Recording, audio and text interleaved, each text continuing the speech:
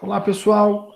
O primeiro passo aqui do nosso curso de Direito Constitucional é realizar uma revisão do curso de Fundamentos do Estado. O curso de Fundamentos do Estado não é um requisito formal para o curso de Direito Constitucional, entretanto, o conteúdo discutido no curso é importante para a nossa discussão aqui sobre direito constitucional, razão pela qual faremos essa breve revisão dos elementos centrais do curso para que vocês tenham eles ativos, presentes na sua mente ao darmos início às reflexões propriamente do curso de Direito Constitucional.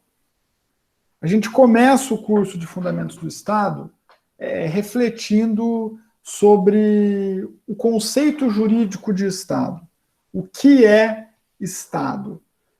A gente pensa o Estado a partir de uma conceituação que um teórico germânico produziu no começo do século XX, o Jelinek, que tem nos elementos soberania, território e povo os eixos centrais da conceituação.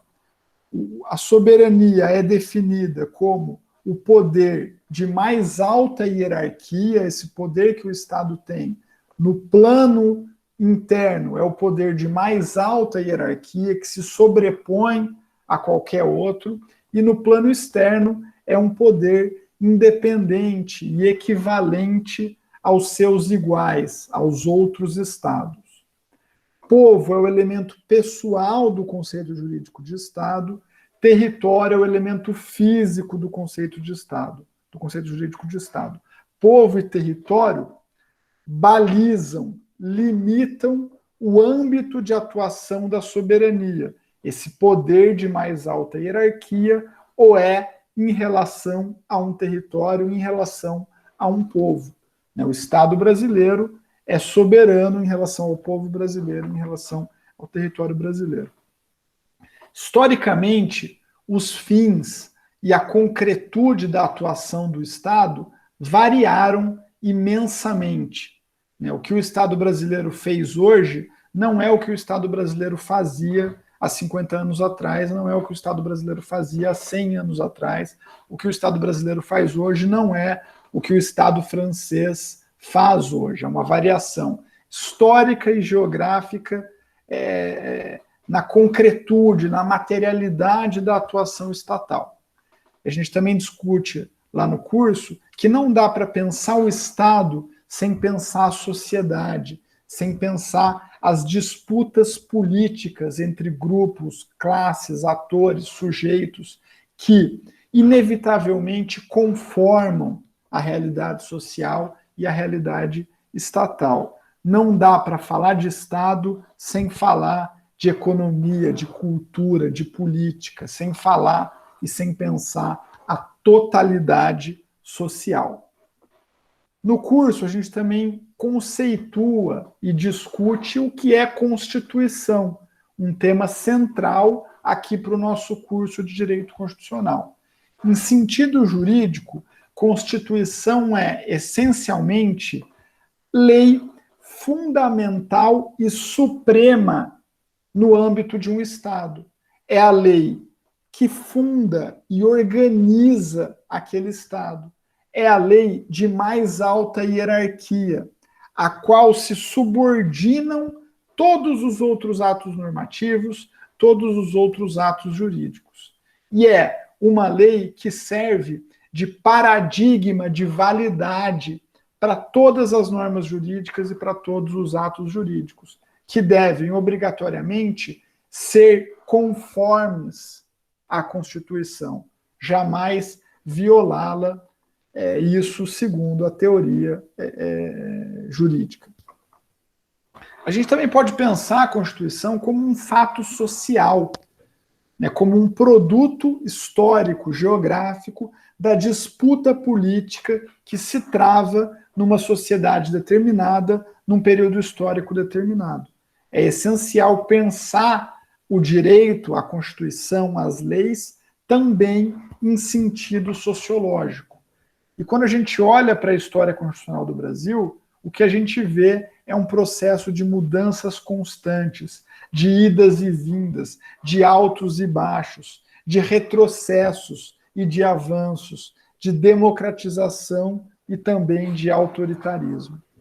Vivemos atualmente sob a égide da Constituição Federal de 88, chamada de Constituição Cidadã, devido à intensa proteção social que ela imprimiu no texto constitucional. No comparativo com as outras constituições da história brasileira, é, sem dúvida, a Constituição mais democrática, a que garante mais direitos sociais, mais direitos políticos, mais direitos civis, mais direitos ambientais. Entretanto, como o próprio texto do Marco Mondaini, leitura obrigatória para a aula de hoje, destaca, há um abismo entre o Brasil legal, que a Constituição declara, prevê, e o Brasil real, a concretude das relações sociais, infelizmente, não está a contento, não está conforme ao que prevê a Constituição.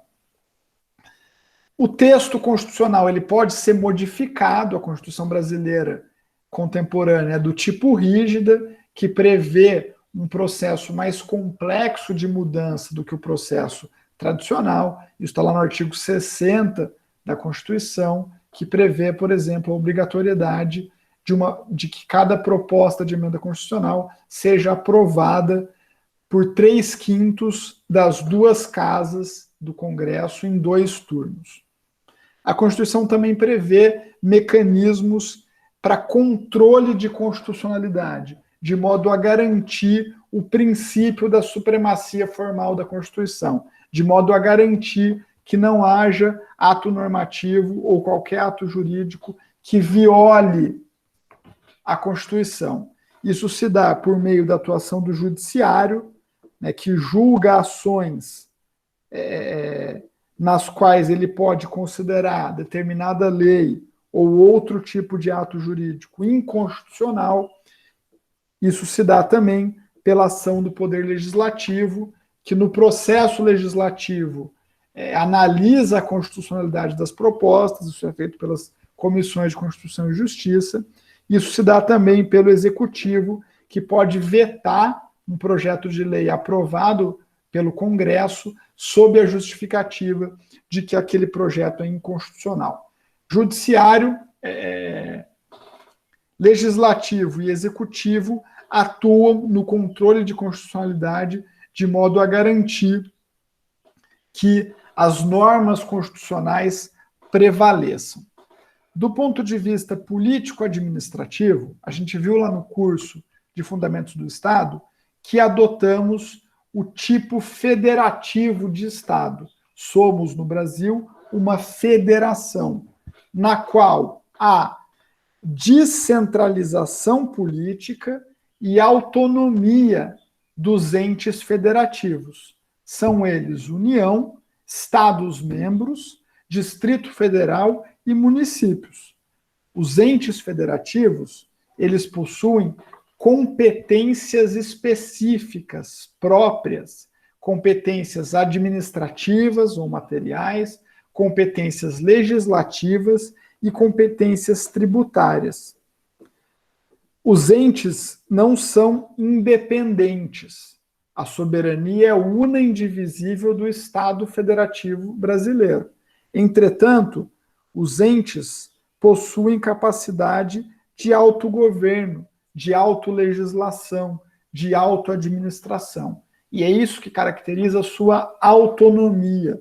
Eles regem-se a si próprios. Os Estados-membros possuem constituições estaduais. Os municípios possuem planos diretores. Há poder executivo e legislativo nos municípios, nos estados e na União. Há poder judiciário na União e nos estados, e o poder judiciário atua a nível local nos municípios. Vimos também lá no curso de Fundamentos do Estado que a tripartição dos poderes é um produto histórico das revoluções liberais. Diz lá o Barão de Montesquieu que é preciso que, pela própria disposição das coisas, o poder detém o poder. Essa técnica de dividir competências entre entes políticos, de modo a que um ente político possa limitar, frear, ser um contrapeso de outro ente político, é uma técnica oriunda das revoluções liberais, na segunda metade do século XVIII, e do intuito manifesto, né, desses revolucionários de conter os abusos próprios das monarquias absolutistas e de implantar um regime político-jurídico racionalizado, no qual há limites plenamente estabelecidos para o exercício do poder. Hoje se entende que há uma distribuição de funções entre os órgãos políticos, que exercem de modo típico uma função e de modo atípico outras funções. Então a gente tem o poder legislativo, que de modo típico legisla e fiscaliza os outros poderes. De modo atípico, o legislativo julga e administra. O legislativo atua como órgão julgador, por exemplo, nos crimes de responsabilidade, nos processos de impedimento do presidente da República ou da presidenta da República, como aconteceu nos casos de Collor e Dilma na história recente brasileira.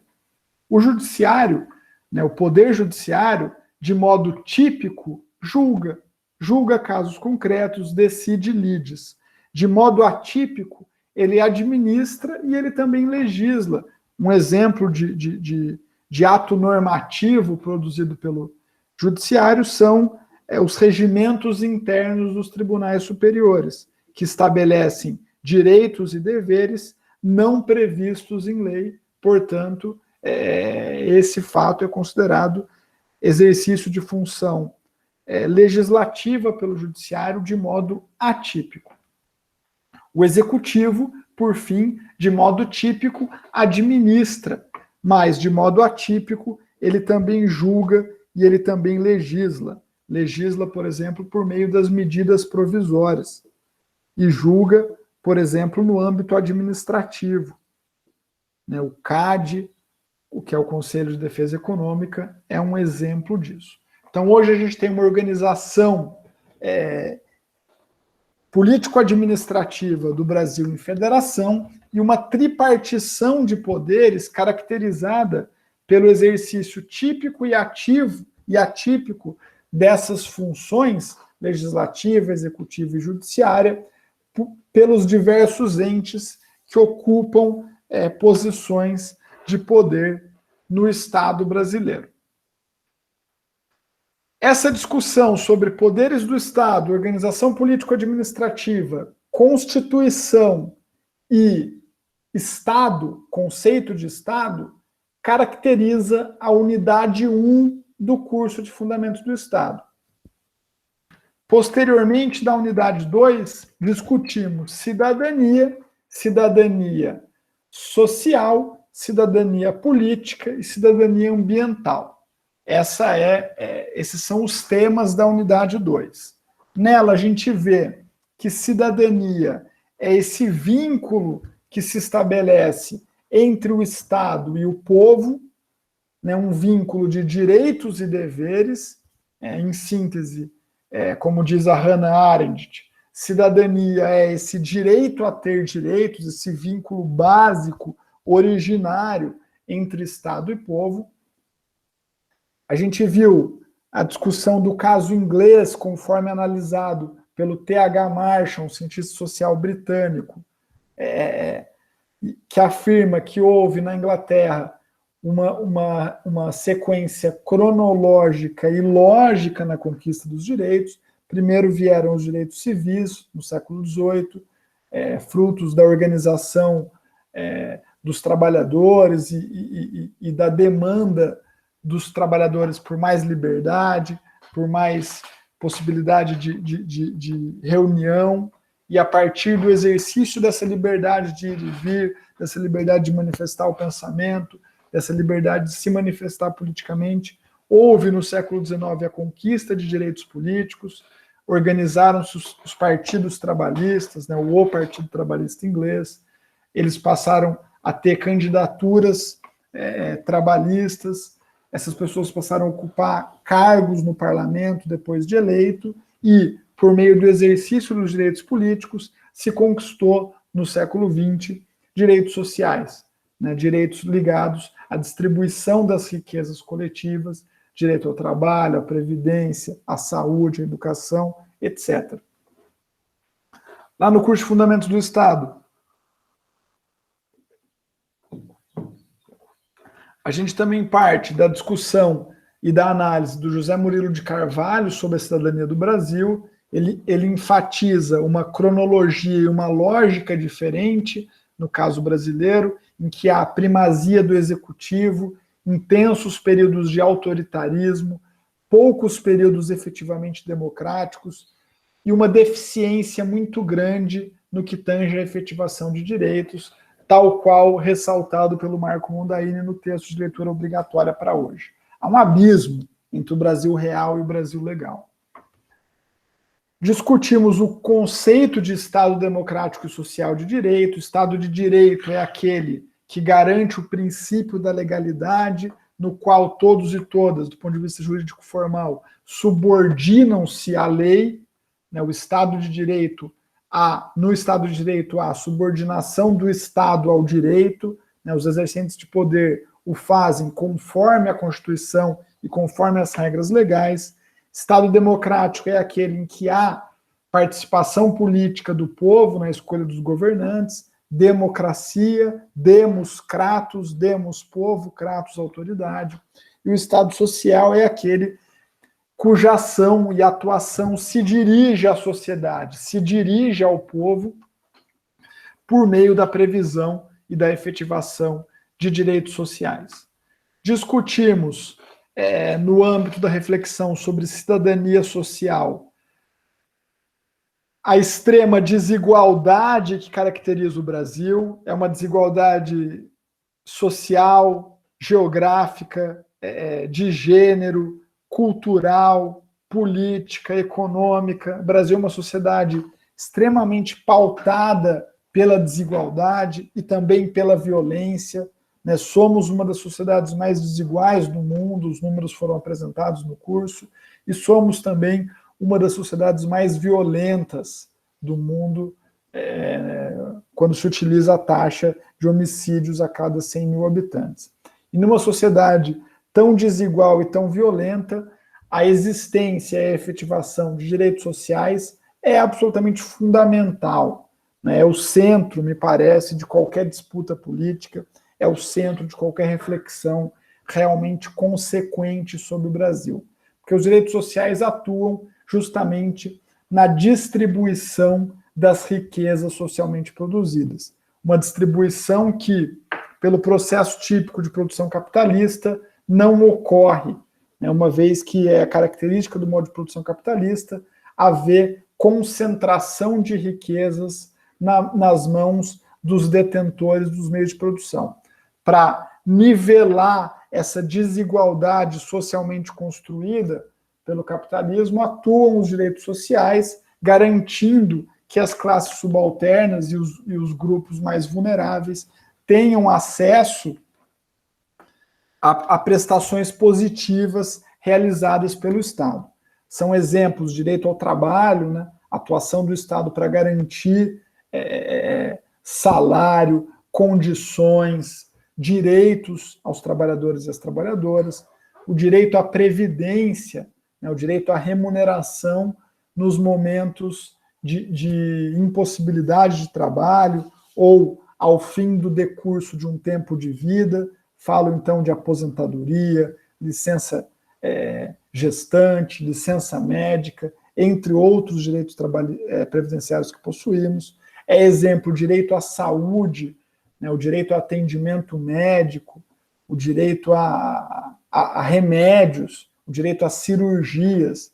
né, o trabalho maravilhoso feito pelo Sistema Único de Saúde, o SUS, a despeito dos seus problemas. É exemplo o direito à assistência social, o direito a receber, né, um valor financeiro para garantir a subsistência, como é feito nos casos, por exemplo, do Bolsa Família, ou agora, durante a pandemia, no auxílio emergencial. São todos exemplos de direitos sociais que, no curso de Fundamentos do Estado, a gente discute e reflete com mais calma e com mais tempo sobre eles. Pensamos também no curso o tema da cidadania política e as dificuldades da conjuntura contemporânea. Né? Refletimos sobre esse processo de participação do povo nas decisões. E vimos os direitos que atualmente possuímos, o direito de votar, o direito de se candidatar, né, de ser votado, o direito de plebiscito, de realização de plebiscitos e de referendos, o que são plebiscitos e referendos, nessas consultas populares que permitem que o povo diretamente decida um determinado tema. Direitos de participação relativos também à existência dos conselhos de políticas públicas, tribunal do júri, entre outros direitos de participação. Né? Tivemos lá um panorama dos direitos políticos no Brasil, e a partir desse panorama nós discutimos os riscos postos hoje à democracia brasileira, e são riscos bastante sólidos e bastante evidentes. Né? Fizemos essa reflexão a partir da leitura do livro Como as Democracias Morrem, um best-seller norte-americano, traduzido para o Brasil no mesmo ano de lançamento. E além de refletir sobre os riscos à democracia no Brasil e no mundo hoje, né, um momento de crescimento do autoritarismo, de autocratização, né, de ampliação da censura, da repressão, fenômeno que ocorre não só em nosso país, como em outras sociedades. Né, tivemos acesso ao relatório do Instituto Europeu, que apresenta dados bastante importantes sobre esse tema.